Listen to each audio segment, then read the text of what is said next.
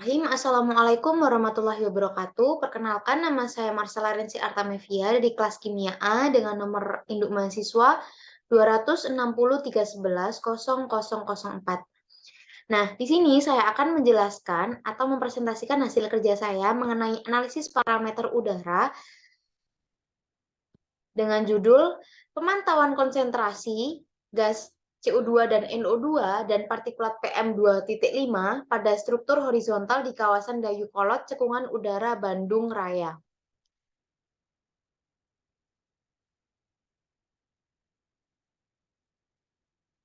Nah, isi dari PPT kali ini yaitu mengenai latar belakang, kajian pustaka, metodologi, pembahasan, kesimpulan, dan daftar pustaka. Latar belakang, penelitian ini bertujuan untuk mengidentifikasi karakteristik dan hubungan antara tiga jalur yang dilalui, di mana jalur ini atau lokasi ini berada di kawasan Dayeuhkolot, Cekungan Udara, Bandung Raya, utamanya di jalur hijau, jalan di dalam kampus Universitas Telkom, jalur lintas rendah, jalan di lingkar luar kampus, dan di jalan raya. Nah, tujuannya selain itu adalah untuk mengukur sensitivitas dari low-cost sensor yang digunakan terhadap berbagai faktor lingkungan yang terjadi. Kemudian faktor yang mempengaruhi konsentrasi gas dan partikulat di setiap jalur yang diamati. Nah, di sini menggunakan tiga jenis sensor, yaitu sensor NO2, sensor CO2, dan sensor PM2.5, di mana parameter yang dianalisis merupakan NO2, CO2, dan PM2.5. Mengapa alasan diperlukannya analisis pada lokasi ini? Karena pertama, lokasi Bandung Raya ini merupakan salah satu wilayah metropolitan yang meliputi Kota Bandung, Kabupaten Bandung, Kabupaten Bandung Barat, Kota Cimahi, dan Kabupaten Sumedang. Kemudian, daerah ini memiliki topografi berupa daratan tinggi yang dikelilingi oleh pegunungan, sehingga membentuk sebuah cekungan. Nah, cekungan ini menyebabkan terjadinya interversi kuat. Lapisan intervensi terjadi apabila kondisi udara amat sangat ekstrim. Kemudian Bandung Raya ini juga memiliki masalah polusi udara yang cukup serius, terutama akibat emisi lokal yang berasal dari pabrik, transportasi, dan pembakaran sampah. Nah, maka dari itu, lokasi ini tuh dianggap sebagai tempat yang tepat untuk melakukan penelitian tentang kualitas udara dan pengaruh aktivitas manusia terhadap polusi udara. Kemudian, berikut merupakan gambaran lokasi sampling di mana yang warna hijau ini merupakan jalur hijau atau jalan di dalam kampus Universitas Telkom. Kemudian yang warna biru ini merupakan lalu lintas rendah, jalan di lingkar luar kampus.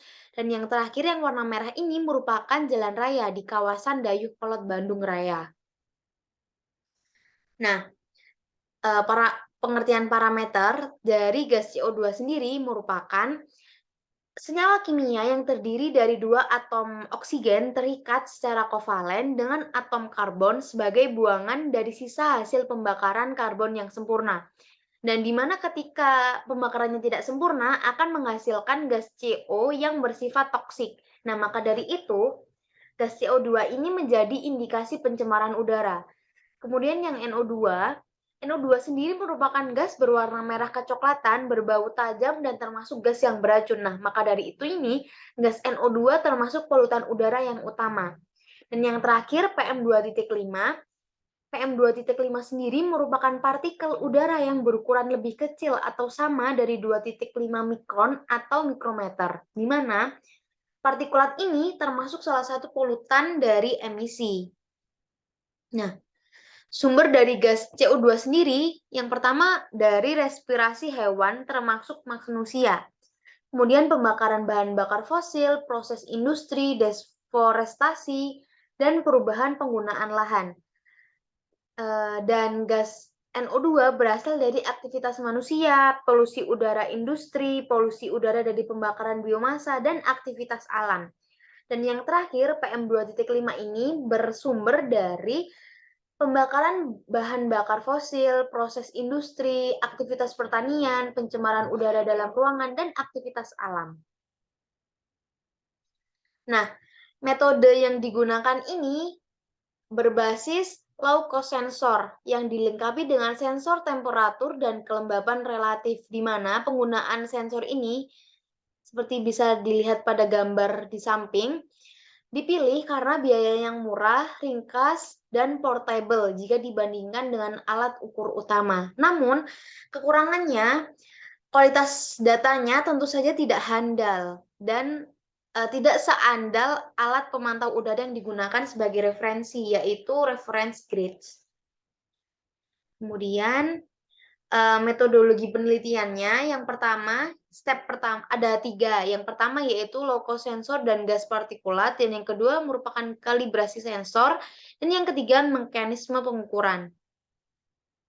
Yang pertama, low cost sensor dan gas partikulat. Sensor CO2 ini menggunakan prinsip NDIR. Nah, prinsip NDIR atau non-dispersive infrared adalah salah satu jenis sensor yang digunakan dalam penelitian untuk mengukur konsentrasi gas CO2 di udara. Data yang ditampilkan oleh NDIR ini adalah konsentrasi gas CO2 dalam satuan ppm, part per million, pada rentang pengukuran 0 sampai 4000 ppm. Nah, NDIR ini sendiri bekerja dengan cara mengukur jumlah cahaya inframerah yang diserap oleh molekul CO2 di udara, sehingga dapat menghasilkan data konsentrasi gas CO2 yang akurat. Nah, ini merupakan gambar dari sensor CO2 model SKU SENO 0219.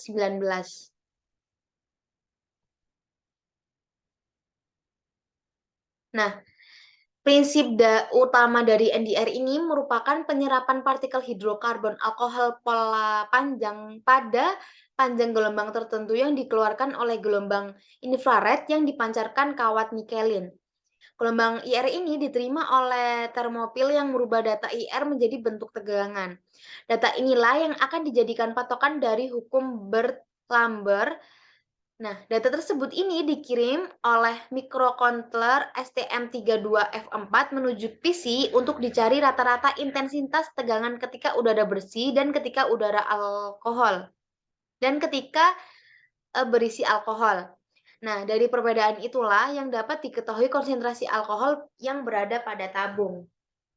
Kemudian sensor NO2 ini menggunakan prinsip dasar sel elektrokimia, sel Galvani atau Volta. Di mana di sini merupakan gambar sensor NO2 dengan model DGS Respir 968041. Nah, sensor NO2 sendiri ini terdiri dari penghalang difusi, diffusion barrier, elektroda kerja, elektroda kontur, dan elektrolit.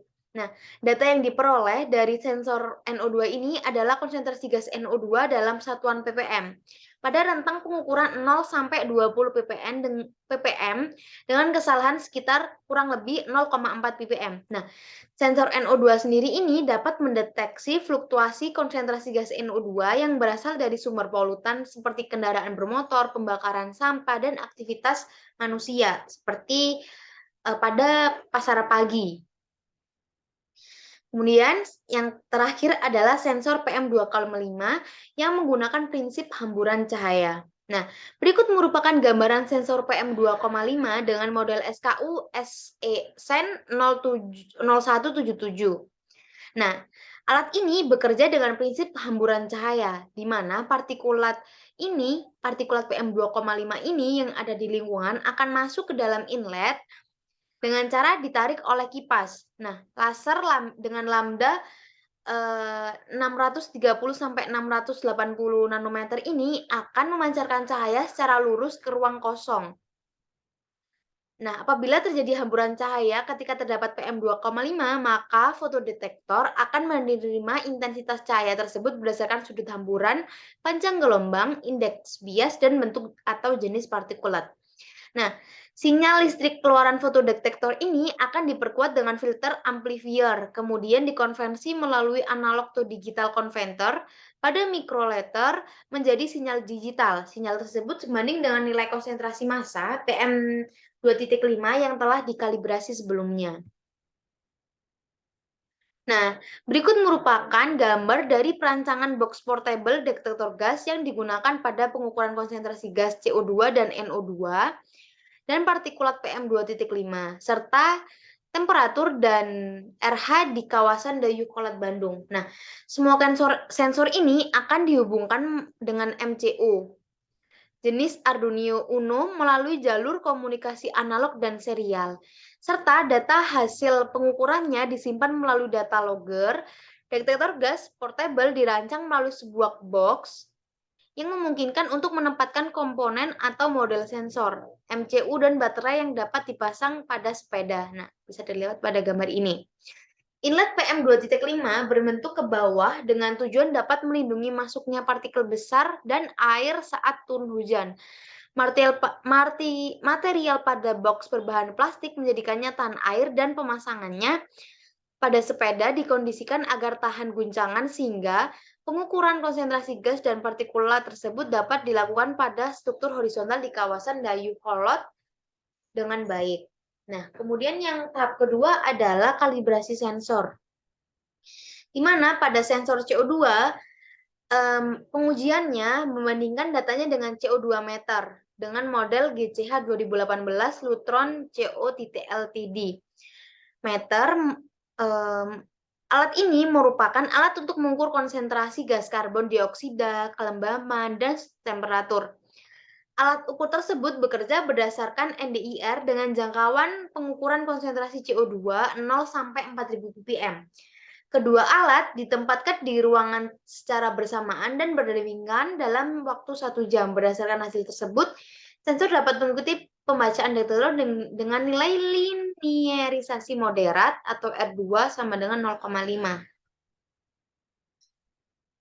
Dan yang kedua adalah sensor NO2. Nah, pada penelitian sensor NO2 ini, kalibrasinya pada sensor NO2 tidak dilakukan. Hanya dilakukan setting zero offset pada sensor sesuai standar pabrik dan membandingkannya dengan sensor jenis lainnya untuk melihat kualitas sensor yang digunakan. Hal ini dilakukan untuk memastikan pembacaan datanya sesuai dengan prosedur yang dikeluarkan oleh pihak pengembang. Setting zero offset dilakukan dengan menghidupkan sensor selama 1 jam di dalam ruangan menggunakan perangkat lunak open source atau Teraterm.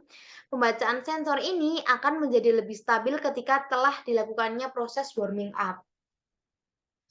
Dan yang terakhir adalah sensor PM2.5. Nah, alat ini digunakan untuk mengukur konsentrasi partikel-partikel kecil yang diameternya kurang dari 2,5 mikrometer dalam udara. Sensor ini bekerja dengan prinsip hamburan cahaya dan menghasilkan sinyal digital yang sebanding dengan nilai konsentrasi massa partikulat PM2.5 yang telah dikalibrasi sebelumnya.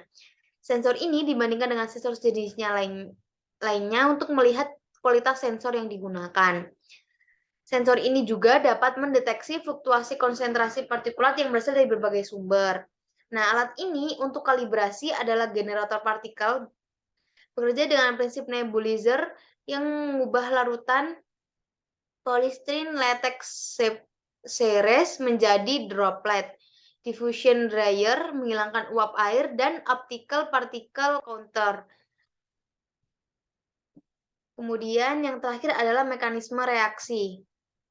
Nah, pengukuran dilakukan selama 15 kali pada periode Februari sampai Maret 2019, yaitu setiap hari Minggu pada hari kerja sebanyak 3 kali dan pada hari libur sebanyak 1 kali. Tipikal waktu pengukuran dilakukan pada jam 06.30 sampai 08.30, siangnya pada jam 1 sampai jam 3, dan sorenya jam 4 sampai jam 6. Hari selama 2 jam dengan kecepatan rata-rata sepeda yaitu 10 km jam min 1. Sebelum proses observasi dilakukan, alat ukur sepeda, dan kamera dipersiapkan sampai pada pembacaan sensor gas stabil. Ketika sepeda sudah siap digunakan serta baterai kamera telah terpasang dan 4 buah baterai cadangan disimpan di tempat yang mudah untuk dikeluarkan, masukkan, dan terhindar dari air hujan. Stabilizer sensor gas dilakukan dengan menunggu selama kurang lebih 1 jam sebelum proses pengukuran dimulai.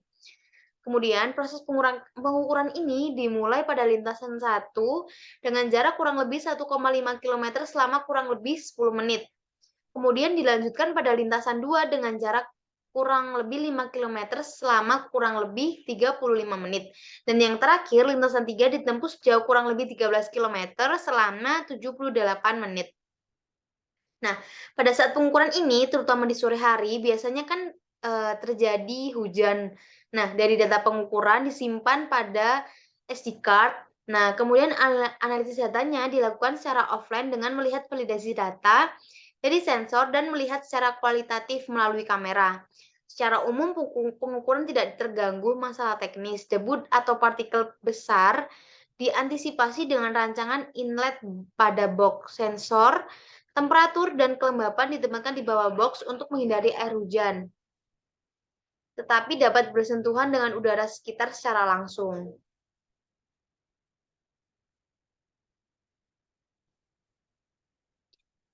Dan yang ini hasil dan pembahasan. Nah, berikut ini merupakan gambar hasil pengukuran konsentrasi gas CO2 dan NO2 dan partikulat PM2,5 pada Februari 2019 di lintasan 3, di 3 lintasan, yaitu yang pertama jalur hijau, yang kedua lalu lintas rendah, ketiga jalan raya di kawasan Dayeuhkolot, Bandung. Nah, pada lintasan pertama ini, konsentrasi polutan per lintasan dilihat secara vertikal cenderung bersih karena berada di dalam kawasan kampus dengan lalu lintas dan yang rendah serta banyaknya pepohonan.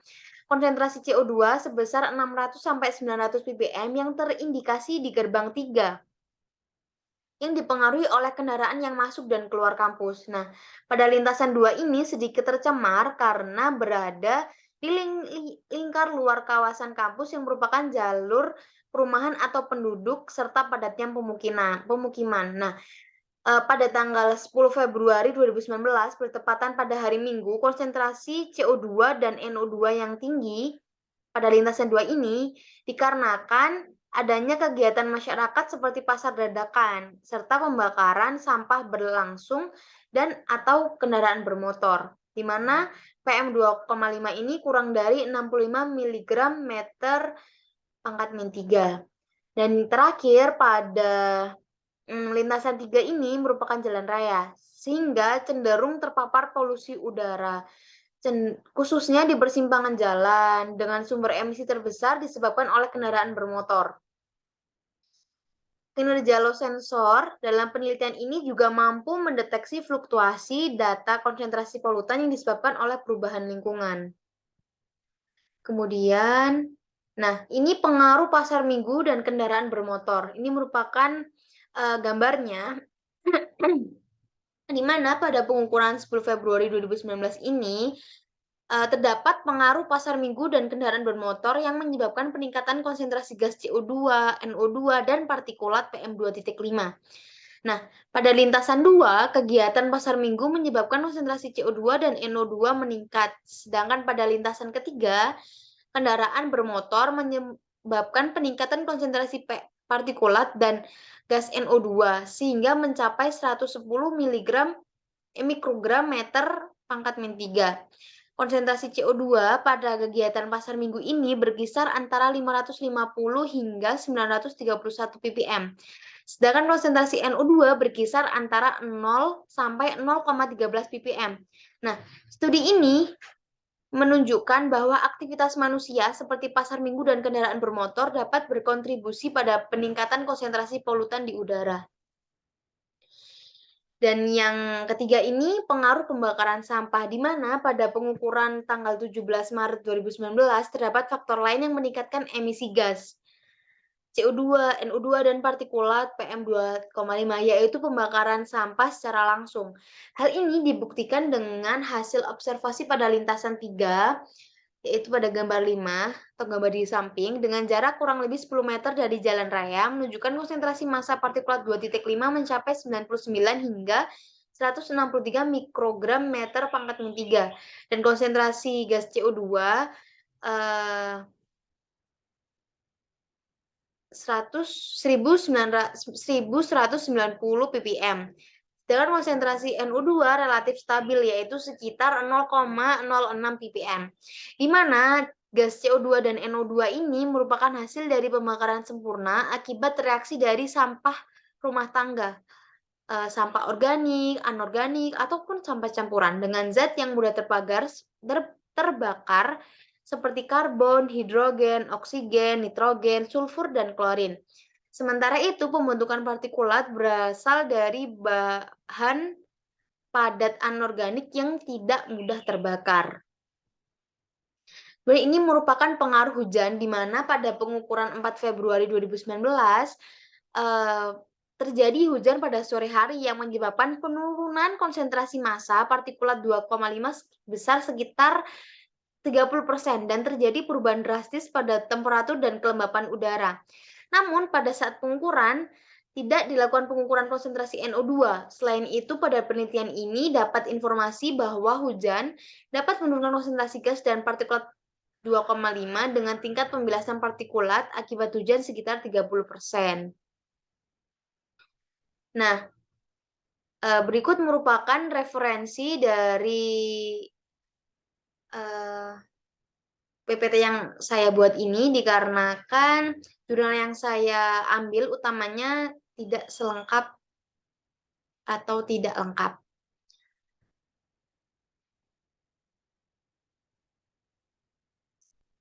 Nah, sekian presentasi dari saya. Mohon maaf jika saya ada salah kata ataupun salah perbuatan. Saya akhiri. Assalamualaikum warahmatullahi wabarakatuh.